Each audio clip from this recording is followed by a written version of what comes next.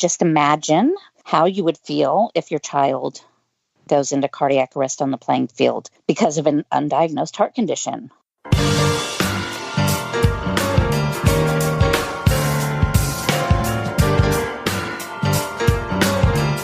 Welcome to Heart to Heart with Anna. I am Anna Jaworski and the host of this program. This is the 6th episode of Season 13. Today's show is entitled Championship Hearts Foundation 2019 Heartbeats and Heroes Gala. And we have two special guests for you today.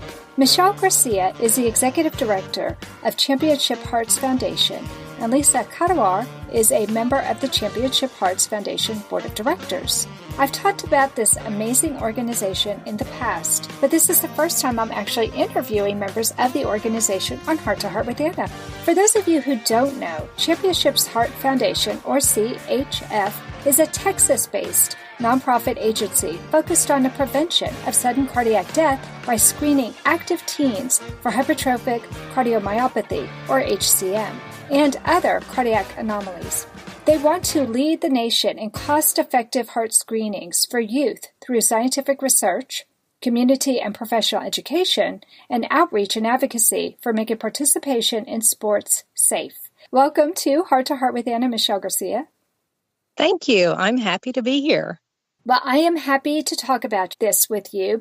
Let's go ahead and start by talking about the gala that will be happening during Heart Month, which is February, for those of you who don't know. Why don't you go ahead and give us the details about the gala? Sure. The annual Heartbeats and Heroes Gala provides a beautiful evening for folks to go out with friends to recognize those making an impact in adolescent cardiology initiatives. And it also raises critical funds needed to continue the programs of Championship Hearts Foundation. And those include our free heart screenings for high school students, awareness and education about sudden cardiac arrest and heart disease in the adolescent population, and our research project called the Texas Adolescent Athlete Heart Screening Registry, which gathers information for researchers to use in trying to find some of the causes of these conditions in this population. The gala coming up in February is a wonderful time to get together to celebrate the things that are going on in our research. And our keynote speaker this year is Dr. Charles Frazier, a pediatric and adult congenital heart surgeon at the Texas Center for Pediatric and Congenital Heart Disease here in Austin. And we're just super thrilled to have him. We are looking forward to his message. He's going to share some visions of what he sees happening in the world of pediatric cardiology. And we actually pulled a theme for our event, The Future is Bright, from some of the things he wants to share with us. So we are just thrilled to have him on board for that. That's great. The evening promises to be a lot of fun for everyone there, with some entertainment, a silent auction, of course, and just a great time to be out with friends.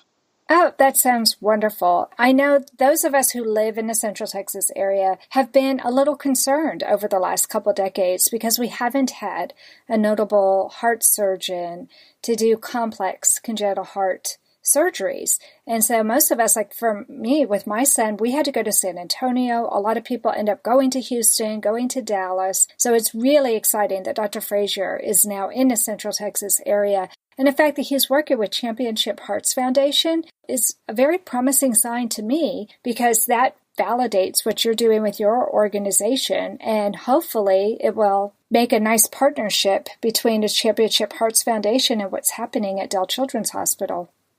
Yes, we think so too. So for those folks who want to be there on February 16th and hear what Dr. Frazier has to say to meet him, tickets and sponsor opportunities are available on our website, and that's champhearts.org.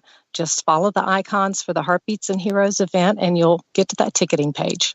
Great. And I will make sure that Brenda, the webmaster for HUG, puts a button underneath the link for the show, and it'll take you straight to that place so you can get tickets. The money is all going to a great cause, and you get to hear a great surgeon in the reckoning. Plus, silent auction, music, sounds great. We're looking forward to it. Well, tell us about what the mission for Championship Hearts Foundation is. Well, you touched on it earlier, Anna, when you said we want to lead the nation in cost-effective heart screenings. And that is so, so important. Our heart screenings are for students that are not just athletes, all students 14 to 18. And we provide these screenings free. They're kept free through fundraisers such as the Gala that's coming up, so that we don't have to ask a student coming in the door to pay for that service.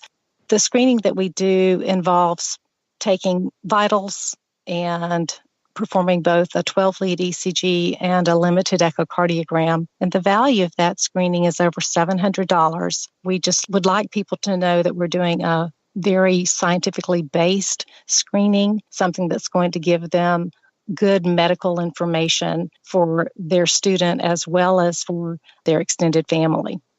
I love that. That's awesome. Why is it important to you, Michelle, to work with the CHF and to be part of this gala? Well, I came on board, 11 years ago as a volunteer to manage a specific project and got more and more involved and decided to hang around. They actually invited me to become their executive director back in 2007. And I've just enjoyed my time there, not only from the perspective of producing these wonderful screenings and the value for the community, but also to see the appreciation in the eyes of those parents who come through our screenings on Saturday mornings, thinking that it's going to be a simple stethoscope test and just being amazed at the technology that's being used to really take a peek inside these hearts and do something that's so much more than the standard sports or pre-participation physical examination. Mm-hmm. And to see that appreciation and to know that we've done our job is so very, very fulfilling. Oh, I can't agree enough. For 13 years, I was worried that my older son might have some minor heart defect that was undetected. But after I talked to the pediatrician, he said because my son didn't exhibit any overt characteristics of a heart condition, they wouldn't do any in-depth testing. And then my son earned a first-degree black belt, and then he was working on his second-degree black belt, and he was on the swim team. And during that time, I would hear on the news of these athletes falling down on the football field or on a basketball court or on a track field and dying. Athletes just like my son. Athletes who maybe didn't even have a brother who had a heart defect. And so finally I found out about a free screening. I wish I had known about your free screening, but I didn't. But I found out about one in Waco. And so I went to the screening with my son, and I got a chance to see an echocardiogram of my son's heart, and everything was working perfectly. Everything looked beautiful. And I made it all the way to the parking lot, Michelle, before I burst into tears. It's huge, the emotional weight that's carried behind something like this. Mm-hmm. We tell our parents whenever they're in the lobby getting their paperwork completed before the event. So many people are anxious about this. It's a big deal when they understand the testing that they're going to receive. Yeah. But the peace of mind that comes from knowing that nothing is going on is tremendous. It really is. So I commend you for what you're doing. People who don't have a child with a heart defect, I don't know if they realize how significant this kind of testing is for putting your mind at ease. Exactly. We do refer probably 2 to 3% of the students that we see for suspected conditions that need to be investigated a little further. And to let people know those numbers up front helps them understand that these conditions are rare, but they're not usually caught with traditional methods of looking at youngsters and at teenagers. Right. They're not picked up in a traditional physical that the kids go through. And that's what's so concerning, is that these kids can have an athletic physical every single year. They can see their pediatrician regularly, and they still might miss something that could potentially take their life. That's right.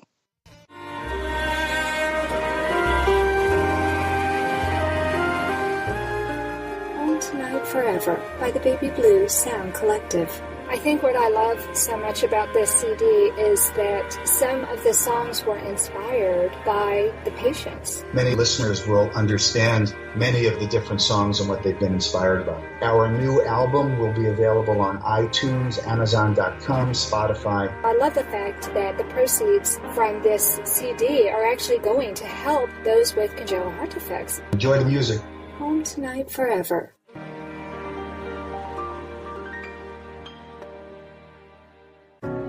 Texas Heart Institute were offering us a mechanical heart, and he said, "No, Dad, I've had enough. Give it to someone who's worthy." My father promised me a golden dress to twirl in. He held my hand and asked me where I wanted to go. Whatever strife or conflict that we experienced in our long career together was always healed by humor. Heart to Heart with Michael. Please join us every Thursday at noon Eastern as we talk with people from around the world who have experienced those most difficult moments. Before the break, we were talking with Championship Hearts Foundation Executive Director Michelle Garcia, but now we'll turn our attention to Lisa Kattawar. Lisa, I understand you have a personal reason for being involved with CHF. Can you share your story with us?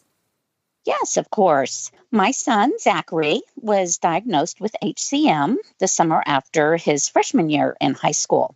And, like every other parent, August rolls around and I was running around like crazy trying to get everything done for my kids to start school. Zachary had just turned 16 and my daughter Megan was 14. The summer before, when my son Zach was 15, when we went for his well check, the pediatrician gave us a flyer for Championship Hearts Foundation and told us that because he played sports and was now of the age that he could have his heart screened, she highly recommended that we go to one of the screenings.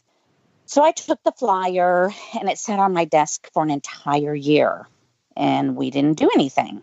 When I took him the summer after he had turned 16, one of the first things the pediatrician asked me was whether or not I had taken Zach for his heart screening because Megan was now old enough for her heart to be screened too.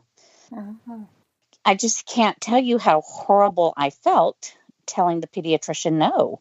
I had let that flyer sit on my desk for a full year. And I would look at it every once in a while and think, I need to do that. I need to do that.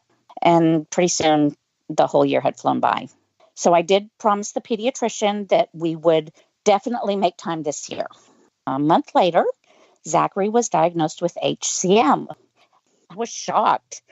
And honestly, every time I used to talk to Michelle, I would just break out in tears because I guess the guilt I felt for letting that flyer sit on my desk for that full year. And during that year, Zachary was playing very competitive soccer. He was even going to extra training sessions above and beyond the regular soccer practices. We didn't have any kind of heart disease in our family, and he did not have any symptoms. So this took us completely by surprise. So, Lisa, then you're saying that your son's HCM, or for those of you who are not sure what HCM means, I said it at the top of the show, but let me just repeat again, it's hypertrophic cardiomyopathy, and that is where your heart can get enlarged. And sometimes it happens because our kids exercise so much. It can be exercise-induced, but sometimes kids are born with it. So it's just one of those rare conditions, but it can be life-threatening. So Lisa, was that picked up in the screening by the Championship Hearts Foundation?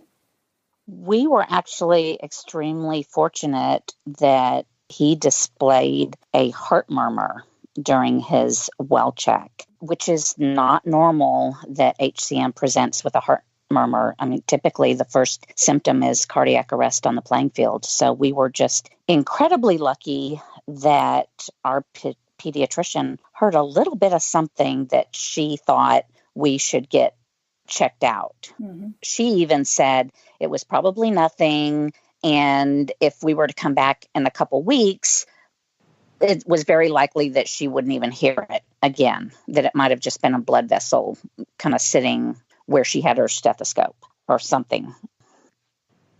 So we were incredibly fortunate that Zachary was diagnosed when he was without any kind of incident.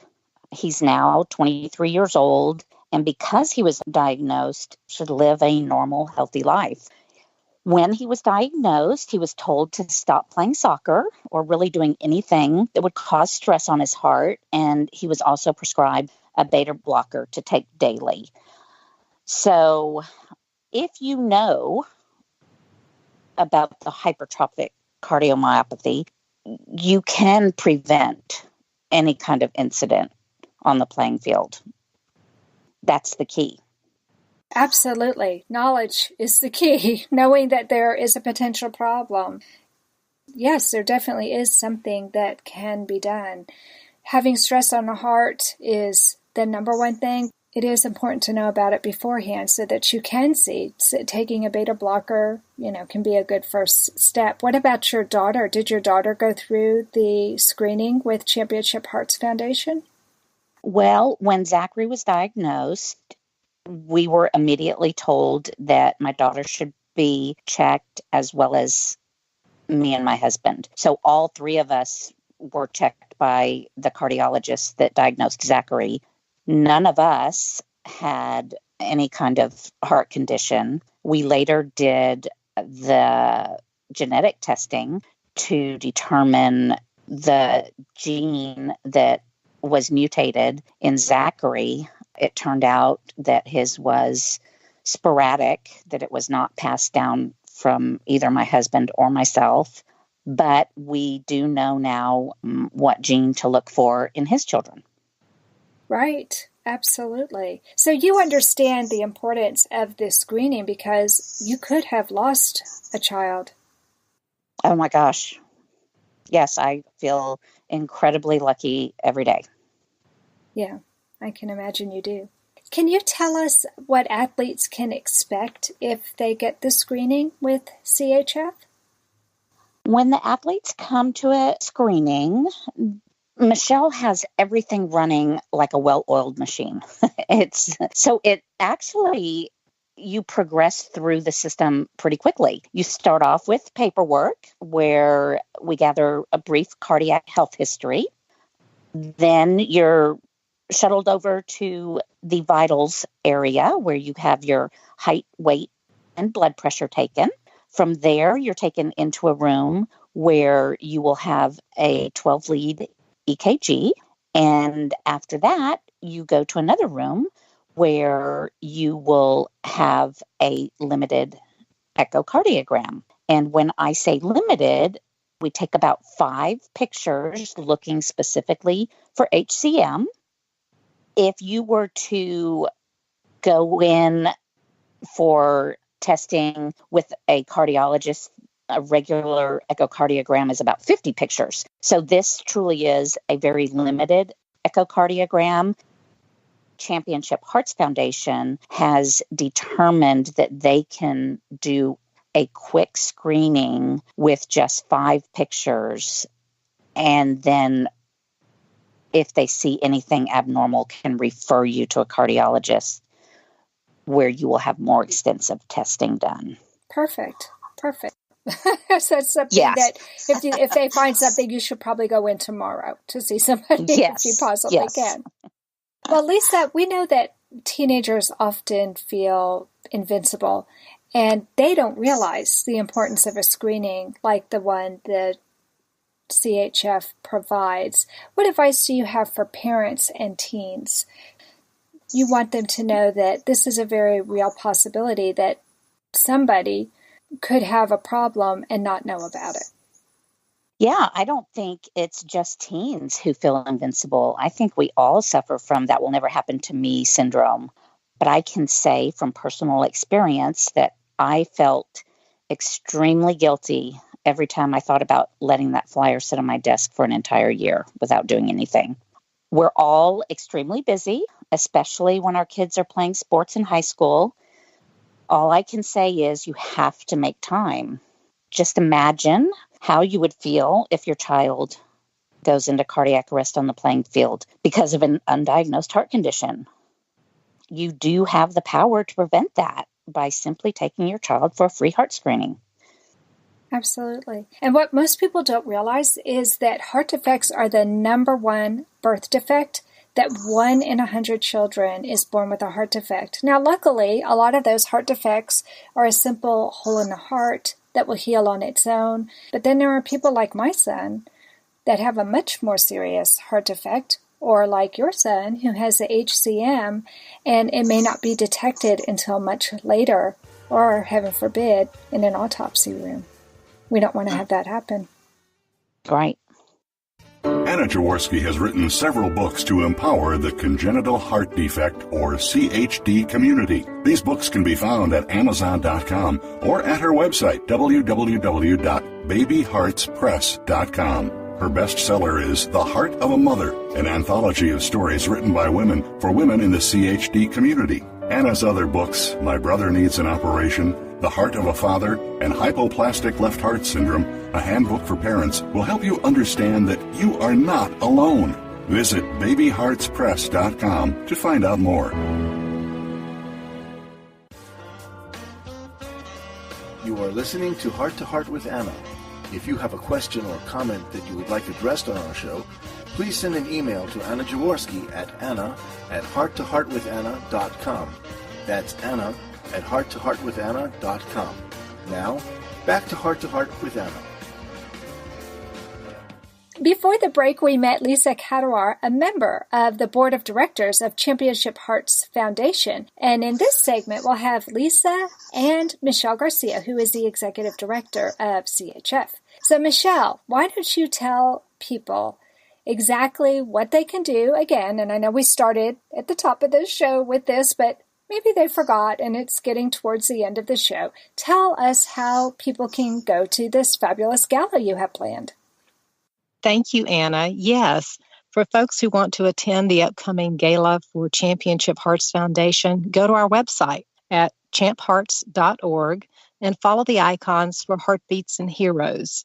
There you'll find the links to purchase tickets or perhaps sponsor some portion of the program. Our keynote speaker is Dr. Charles Frazier, and we are just excited beyond belief to hear his words of his vision for pediatric cardiac care here in the Central Texas area. Now, can you tell us exactly what city this will be in, Michelle? Because we all know Texas is a pretty darn big state. Sure. Championship Hearts Foundation is based in Austin, Texas, and our event will be held at the Hyatt Regency, Austin, Texas. Okay. And for those of you who are not from Texas, you may not know, Austin is the state capital for Texas, and it's an awesome area to go and visit. I love Austin. Okay, so people can go to the gala. Now, a lot of times when people hear the word gala or gala, they think, oh, that is not something I can afford.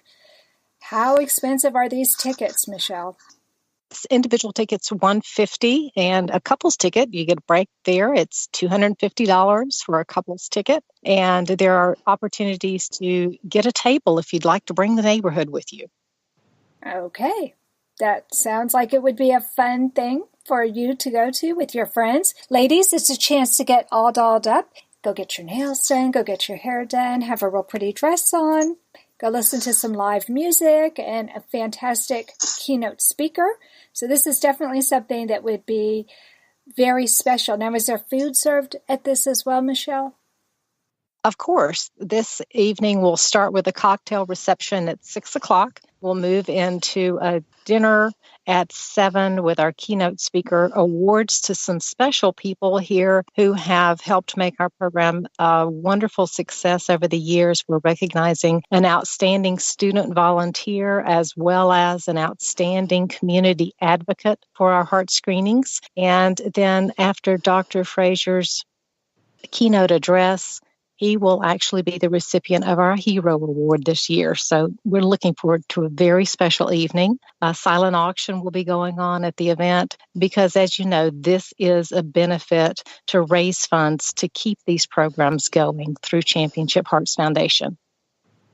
Thank you. Thank you, Michelle. That explains it a lot better. I think people have a much better feel now. And my producer put a little note in my ear. He said, hey, this is a great way to meet new people too. And he's so right. This is a way to meet other people who are interested in the heart health of Central Texas. I think that's an awesome opportunity for everybody to come together and try and save a life. I mean, really, when you boil it all down, that's the most important part here, is that what you're doing with the CHF is a chance to save a life.